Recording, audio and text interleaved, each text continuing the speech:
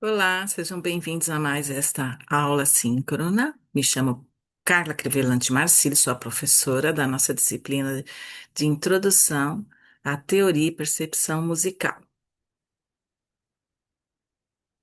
Eu vou compartilhar com vocês o que eu preparei para a nossa aula de hoje. Essa aula ela vai ficar gravada porque nem todos têm acesso ainda ao início do módulo e a gente já está começando com as aulas conforme o calendário, então ela está gravada por conta disso, tá bom? Então vamos lá. Eu escolhi como título um capítulo de um livro que se chama Leitura e Escrita Musical do professor Alisson Siqueira, que é o capítulo número 6. Ele fala sobre a leitura e a escrita musical, além de uma forma eficiente. Então, o foco está dentro desse livro que está na nossa biblioteca virtual Pearson. E no final dessa aula, eu deixei também nas referências, tá bom?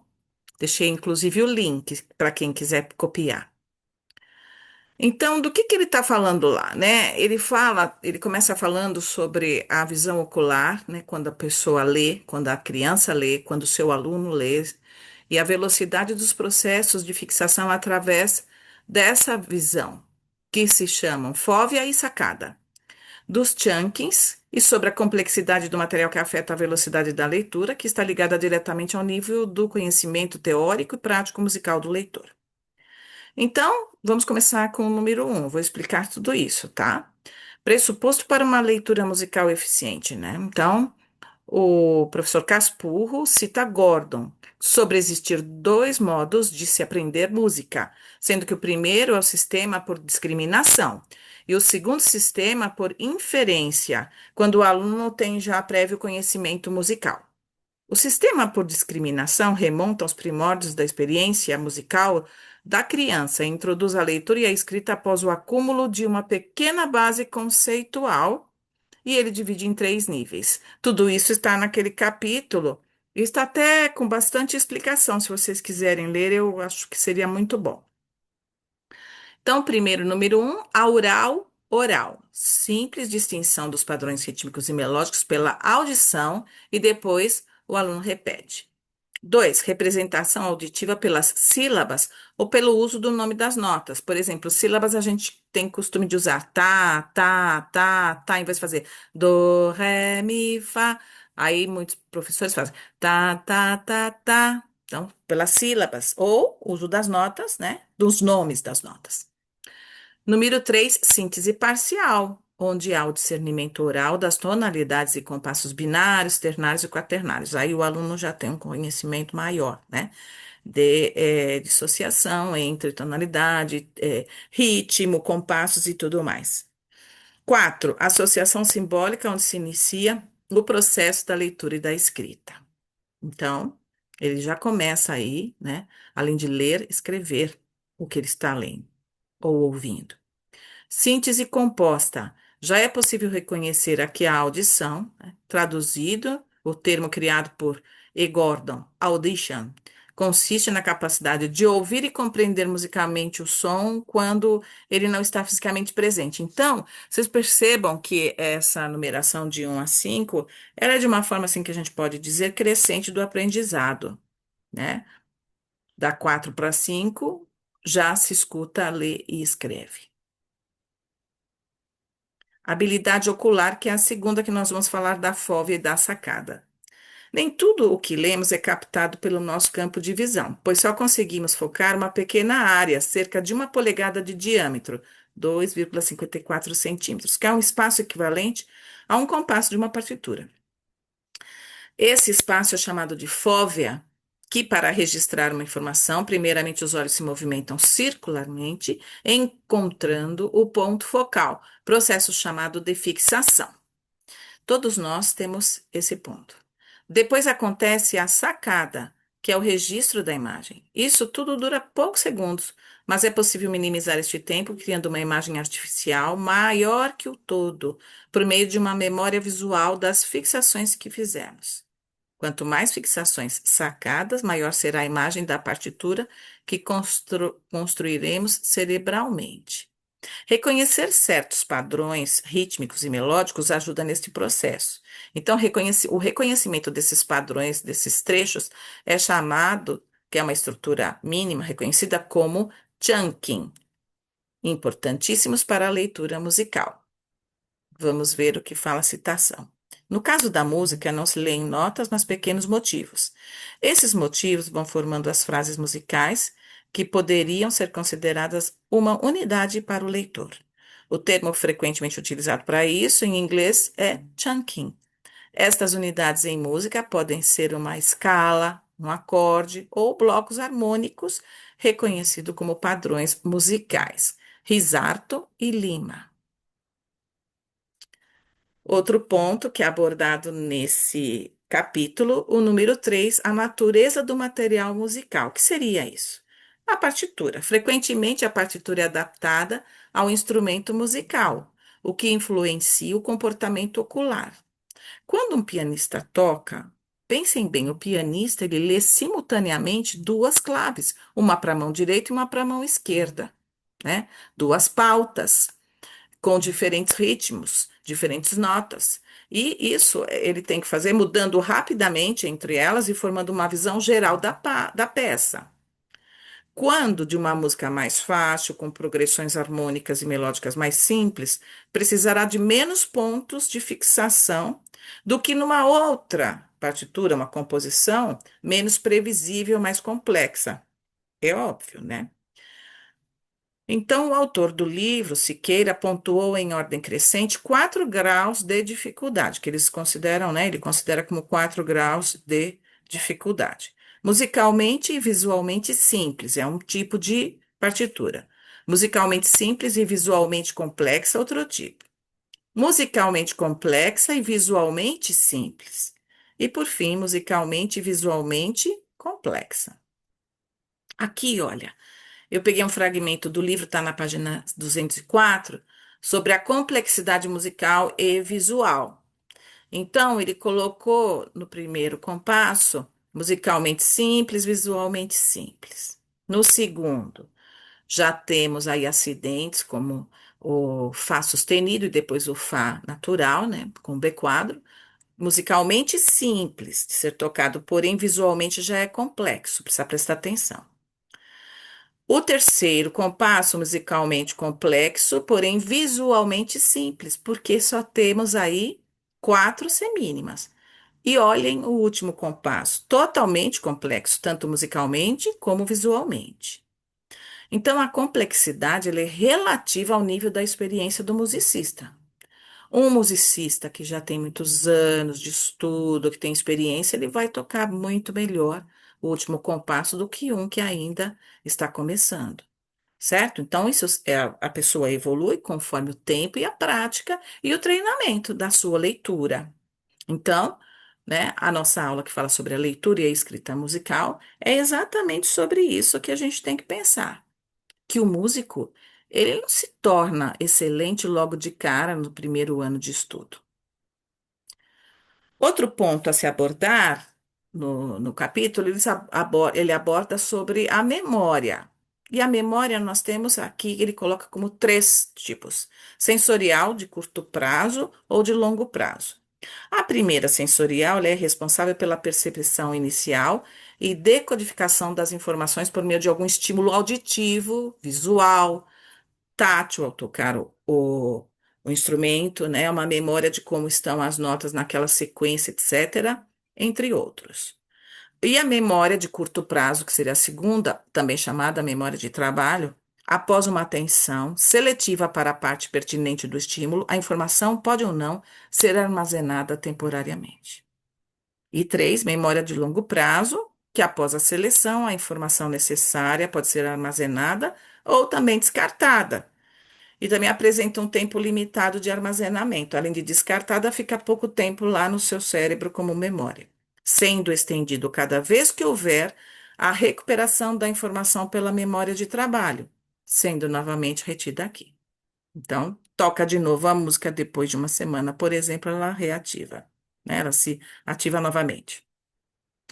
E na memória de longo prazo, que é a número 3, temos também três divisões. Episódica, que está relacionada a acontecimentos, eventos, datas. Semântica é a que armazena a base conceitual do indivíduo. E processual, as informações de como fazer, é nesta que se encontram as lembranças sobre tocar um instrumento, cantar utilizando determinada técnica, etc. A leitura musical utiliza-se desses processos mnemônicos, que são aqui, que é o esquema de como funciona a memória humana. Então, a memória humana, ela começa, primeiro tem um estímulo, então depois vem a memória sensorial. Aí existe a atenção seletiva, que quem vai memorizar seleciona, né, o que vai para sua memória. Isso é tudo inconsciente, né, gente? Inconsciente com consciência do que você às vezes tem que também memorizar, por exemplo, para você tocar numa apresentação. Aí vem repetições, né? Você faz as repetições para poder memorizar e está dentro ali da memória de curto prazo. E a codificação, que vai para a memória de longo prazo ou recupera quando você toca de novo aquela partitura, como eu expliquei, e você coloca de novo pela memória de curto prazo. Se ela vai para a memória a longo prazo, ela tem três fases: episódica, semântica e processual. É um esqueminha bom esse, né? Para a gente poder entender. Executando uma peça, utilizamos a memória de curto prazo para fixar elementos como motivos que se repetem. Os símbolos e a técnica de execução são recuperados da memória de longo prazo, que é aquele que você estudou e ficou na sua memória de longo prazo. E repetidos pela memória de curto prazo, quando você volta a tocar aquela partitura. As novas combinações entre signos musicais, reiteradas vezes, também podem ser codificadas e armazenadas em forma de chunking, aqueles pedaços, né? Fragmentos, na memória de longo prazo. Esta é ativada quando o aluno pratica a audição. E quando o som se materializa, a música que se imaginou mentalmente é posta à prova. E se soar diferente na prática, o cérebro será capaz de executar correções mnemônicas, recodificando os elementos que apresentaram diferenças entre o que se ouviu e a sua representação. Existe ainda a distância perceptiva, que corresponde à diferença entre o que está se lendo e o que está sendo tocado. Exemplo, daqueles musicistas que conseguem ler um compasso adiante do que ele já leu anteriormente e tocou, e está tocando agora. Então, essa será uma distância perceptiva. Treinando, né, poderá ser ampliada. Então, tem realmente musicistas que fazem isso. Leem rapidamente os compassos adiante e ainda estão tocando os compassos que já leram anteriormente. O professor Siqueira coloca exercícios de leitura na escala maior, na escala menor e depois misturando ritmo e melodia. Então, aqui, ó, ele deixou vários exercícios. Eu só peguei um como exemplo, tá? Que é a figura 6.5. Exercício de leitura em escalas maiores. Tem série um, 2, 3, tá? O desenvolvimento teórico evidencia a importância de se ouvir mentalmente a música. Claro.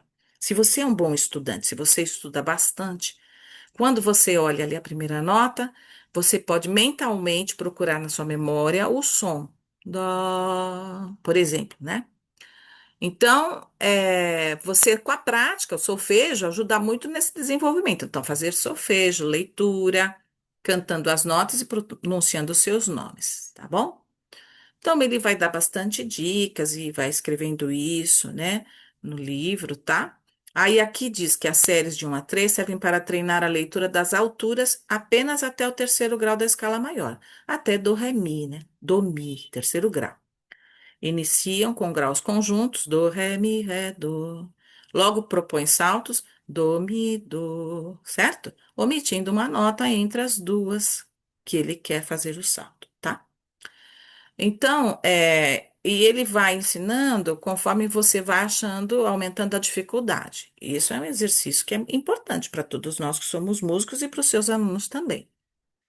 Ele ainda apresenta 12 séries ao todo que vocês podem treinar depois em casa.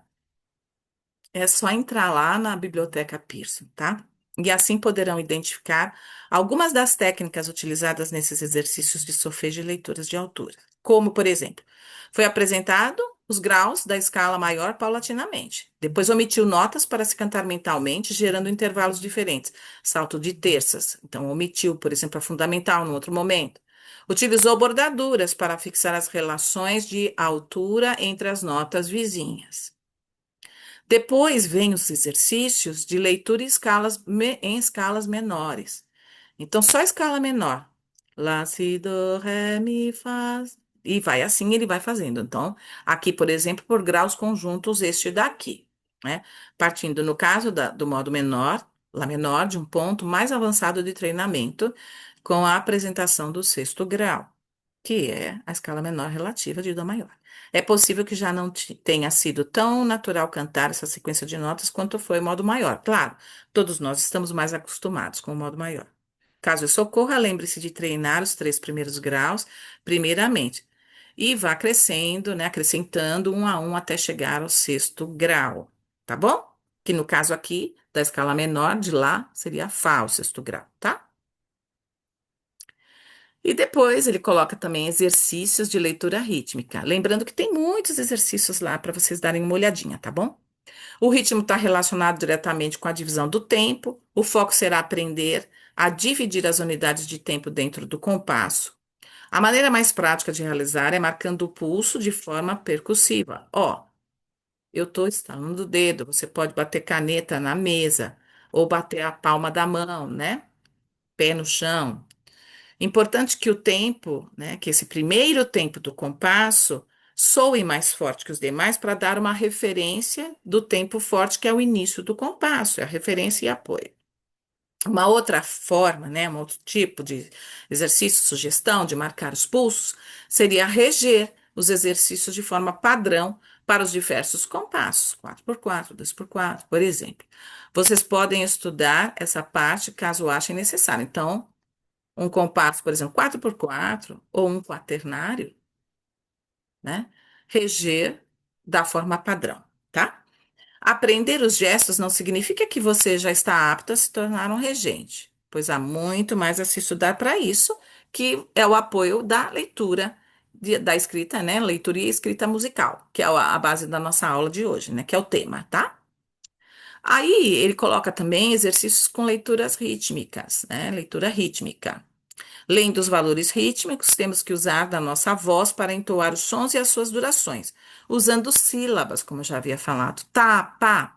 Lembrando que a consoante ajuda no ataque preciso e a vogal no prolongamento e duração do som.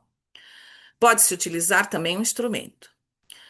Ele também, o professor Siqueira, faz uma inversão na parte 2 dos exercícios, por exemplo, né? Ele vai pegando, invertendo, criando diferentes modos, treinando o aluno, pode ficar apto para o ritmo, dando dicas de estudo, de entendimento e visão do que o exercício proporciona ao estudante. Então, tem vários exercícios lá, tá? A ideia é que, com a prática sucessiva, o aluno assimile de tal forma que essas combinações se tornem chunking rítmicos, lembrando sempre, né, com o que que é o chunking, né, que é aquele fragmento que fica na memória. O autor segue apresentando outros exercícios, sendo cada um mais difícil que o anterior, o que é perfeito para o estudo da leitura do ritmo e do seu aprendizado. Aqui eu peguei esse fragmento para mostrar para vocês que envolve colchês e semicolchês, porque ele não tem apenas mínimas, semibreves, semínimas, tá? Duas semicolcheias equivalendo a uma colcheia. E aí ele mostra, né, com a ligadura isso no primeiro, no exemplo um, depois no exemplo 2 outra vez a ligadura mostrando onde se encontram duas semicolcheias valendo uma colcheia, sendo na terceira, né, no número 3 a síncope característica, figura essencial para o desenvolvimento dos ritmos da, das Américas, tá? Faltou um S ali, tá bom, gente? E depois ele também vai para os exercícios de leitura rítmica e melódica junto, que já é, né, a série 4, tá bom? Aí eu coloquei esse exercício aqui, eu tirei o fragmento de lá da página 231 e expliquei, né, que foi de forma também crescente a dificuldade, foi aumentando a dificuldade e a complexidade. Vejam que o número 4 ele é bem complexo, ele tem ligaduras, ele envolve semicolcheias, colcheias, né? Num ritmo já diferenciado, 2 por 4, tá bom? Deixo aqui as referências. O livro do Siqueira, de onde tirei o capítulo 6, é esse onde tem aqui o link, se vocês quiserem acessar. Podem tirar um print se quiserem. Eu os vejo numa próxima aula e qualquer dúvida que tiverem, é só me chamar em mensagem, que assim que eu ver e ler a sua mensagem, eu vou lhe responder. Um abraço e bons estudos. Até mais.